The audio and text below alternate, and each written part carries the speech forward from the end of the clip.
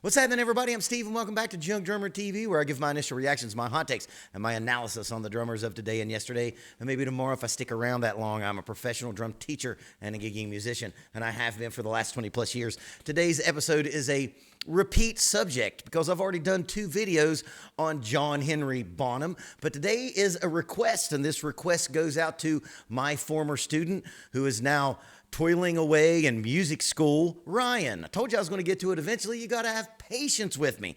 Like I said, I've already done 2 of these videos. I will link both of them in the description because I always forget to put them in the video. So I'm going to put them down there so you'll have them. I've already kind of said everything I needed to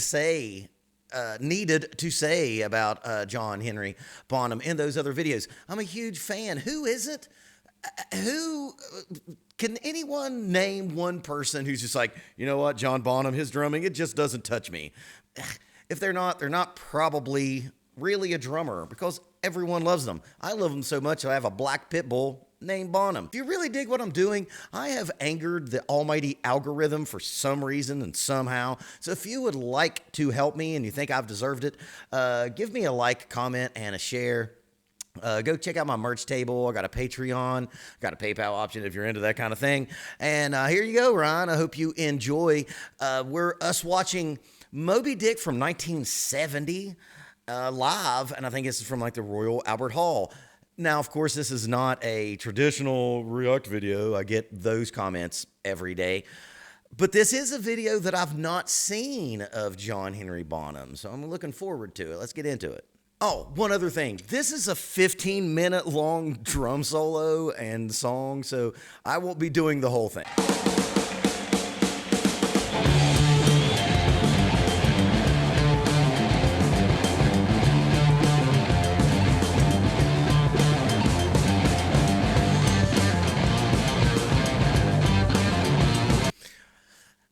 At the very first drum fill, you notice that it has a slight swing to it.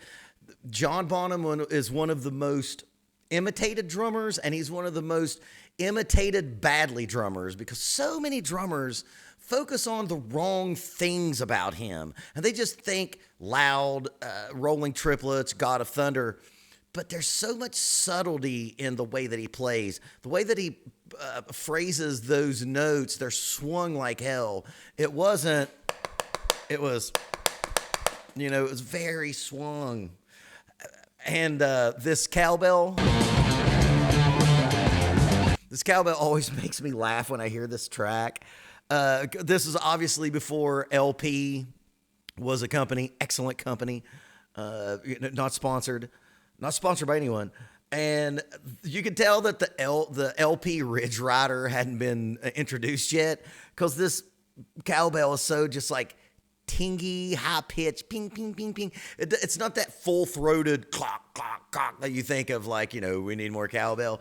So the cowbell always makes me laugh.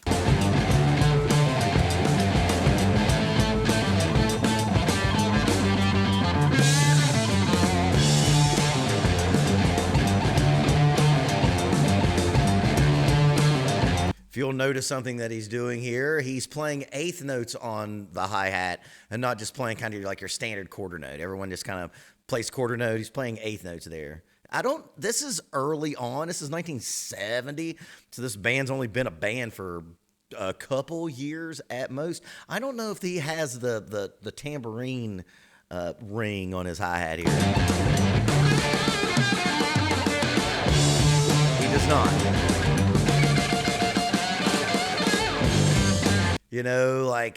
There's so much jamming and improv in live Led Zeppelin recordings that's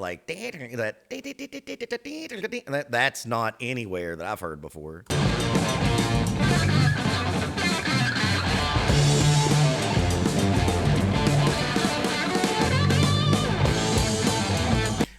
If you're a Bonham aficionado, you've probably noticed that he's not playing the iconic Vista lights.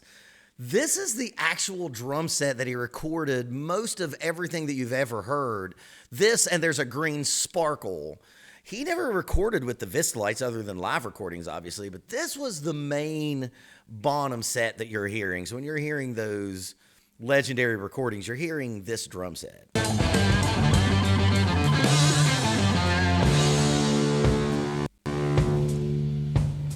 So this is why we have gathered here today.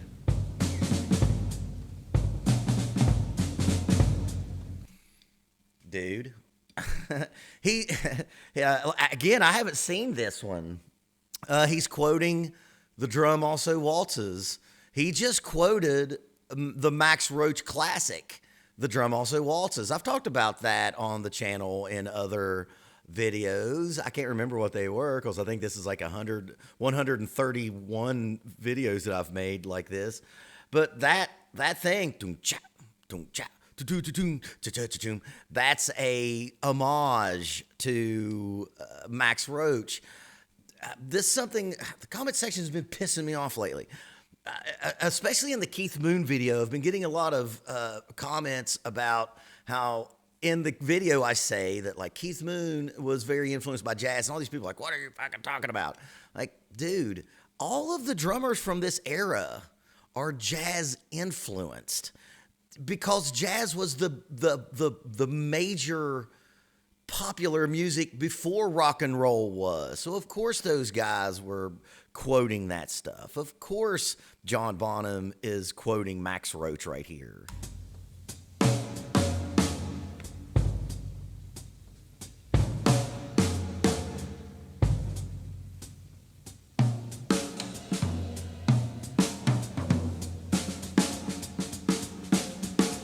So now he's kind of moved it back into 4 right there, and you can tell that this chair sucks.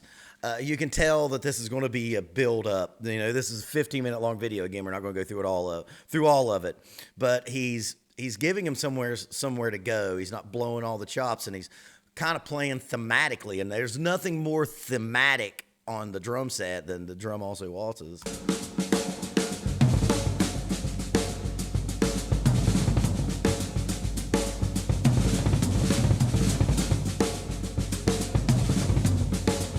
Playing some paradiddles. Paradiddle diddles are going so fast that I can't figure out which one.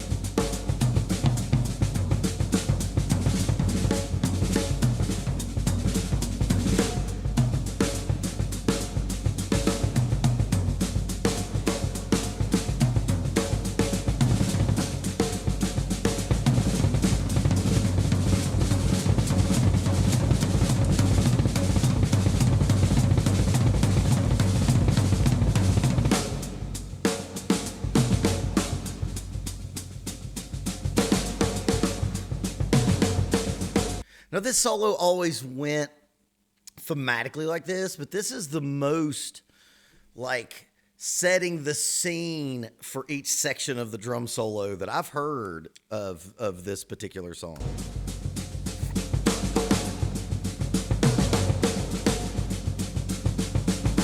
You know, he's using a lot of accents and taps, you know, marching band shit. Of course, they don't have marching band in Britain or in England, so it's not where he learned it. But that's just rudimental drumming. There's just a lot of rudimental shit going on here.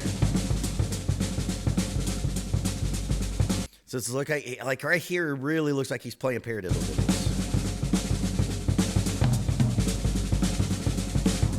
Yeah, sounds like he's going like, you know.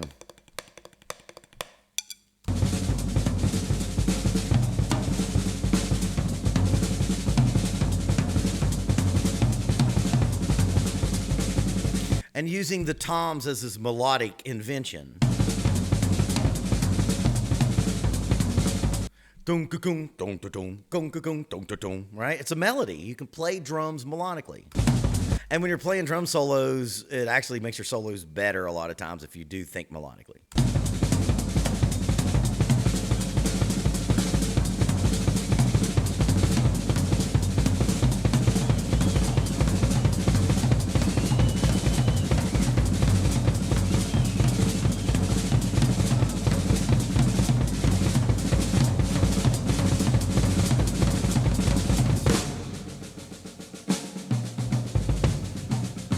Let's talk about this section right here because it is so low volume. One of the, you know, I say this all the time. I've said it in other videos. He's the most often imitated badly drummer because there's like 2 or 3 main elements of Bonham's playing that everyone gloms onto. But like, if you really have an insider's understanding of what he's doing, And how he does it, he's not this big, like, fucking over your head type player. He has power. Obviously, he has a lot of power because he's fucking John Bonham. But look at his technique. It's not overblown. He's not coming from center field when he smashes the drum set. He has a lot of power, and more than anything, he lets the drums do a lot of work.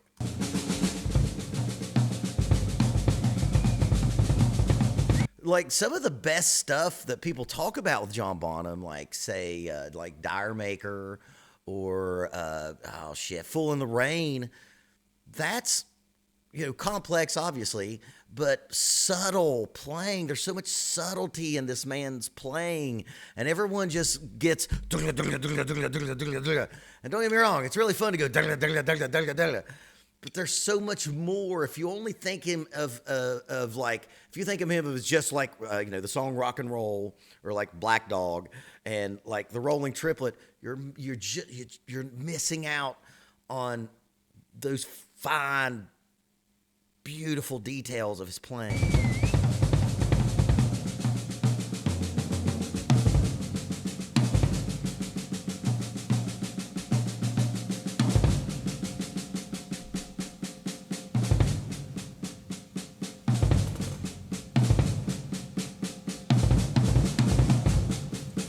This is such a jazz solo, like compared to the version that's on Song Remains the Same, which is probably the most famous version, because also it has all those cool shots of him like driving a race car. This is a jazz drum solo that we're seeing so far. Dynamics up and down, taking you on a ride.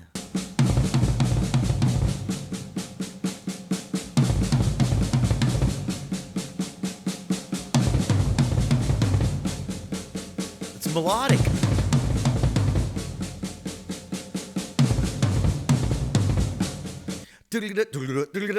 Right? I mean, that's a line. That's a thing that you can sing.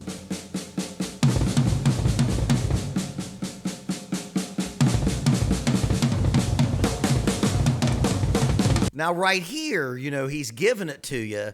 This thing right here is what has ruined a lot of drummers because they always just think this is what John Bonham is. And this is what John Bonham is, but there's so much more, like, underneath the surface of the obvious over-the-top power that he had.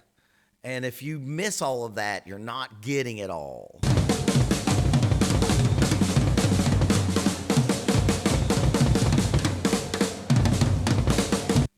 Now, I've talked about this in another video that I did on John Bonham. The rolling triplet, the triplet feel of, you know, splitting up the triplet or sextuplet, however you want to look at it, between the bass drum and snare drum, was ripped off of Elvin Jones. Go listen to, the John Bonham classic, "A Love Supreme," and you're going to hear that, like, second song, I'm pretty sure, and if not second to third movements, you hear that rolling triplet feel. Now, here's the thing. I'm not saying John Bonham stole it, but he was definitely influenced by it. And as Buddy Rich said, a great musician doesn't get caught stealing. Jane's Addiction.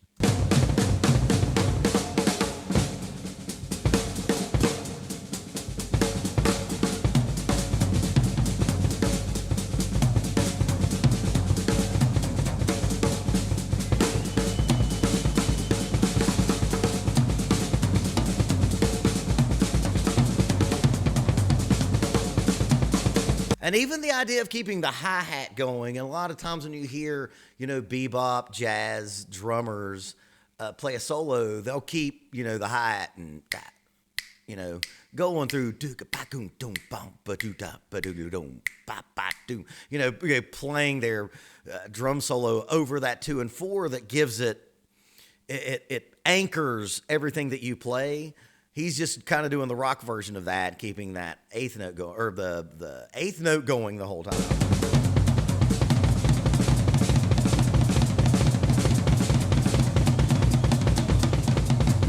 This part right here has has simultaneously birthed so many great drum things and has also birthed so many bad imitators. How many times have you went to a show and saw that drum solo happen and it becomes this? Well, that was cool when John Bonham did it. No one was doing it before him in rock. Don't do it anymore because it's been done. Because Bonham did it better and everyone else was just, biting. Don't bite.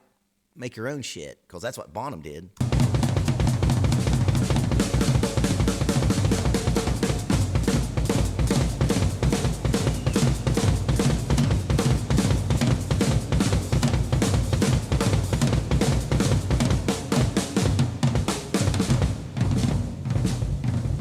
Right there. You saw like he was kind of improvising and he found something. Like he was just playing and just seeing what came out, but he found something. Look right here. This is a musician finding something in the moment. This is just jazz. We're listening to jazz music today. Listen to this little thing that he ends up in. He's improvising, he's letting it flow, and he finds like a motif and he goes with it. Listen to this.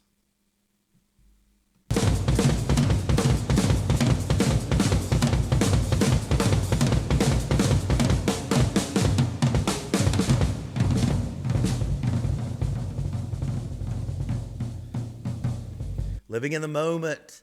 Let the moment tell you where you need to go. This is jazz. Tell you what, that seems like a good place to stop because now this is already 10 minutes in and this video is going to be so long. I can listen to that all day, and when I get done here and I finish editing this video, I'll probably finish that. John Henry Bonham, it's a trap. It's a trap.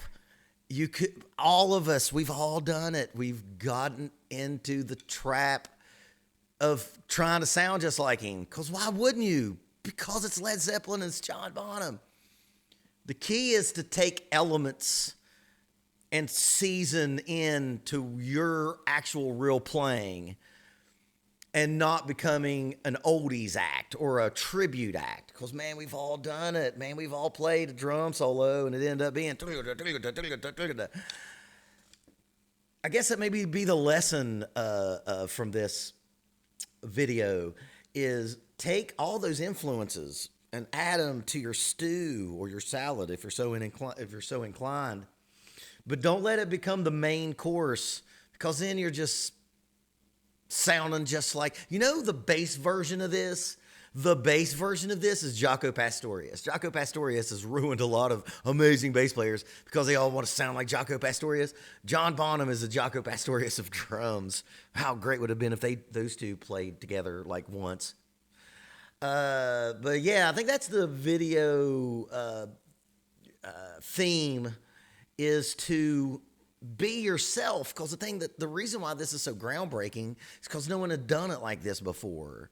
Like, people had hinted at it. Ginger Baker hinted at it. Mitch Mitchell hinted at it. Keith Moon hinted at it. But John Bonham synthesized it and made it more focused.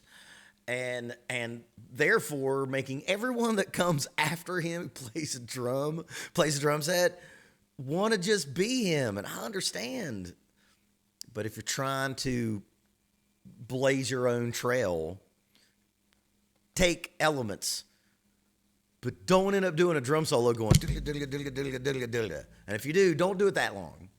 So there you go, Ryan. I hope everything is going well in college. Ryan ended up being one of my favorite students. I discovered him, or he discovered me on YouTube, and he contacted me, and I taught him for like over 2 years, almost 2 years, I think. Somewhere around there. It's all, man, isn't the pandemic just very fuzzy? It was very fuzzy for me. But Ryan was a guy that I think he played guitar. And then during the pandemic, we were in lockdown. We weren't allowed to do anything. He just started playing drums and became a really good drummer really quickly. And I hope that I was able to help him get a little bit better, a little bit quicker. And then at the end of his high school career, he decided to be a musician and go to college for it. Something I tried to talk him out of. But he didn't listen. And you didn't listen, did you, Ryan? But if there's anyone that can pull it off, you can.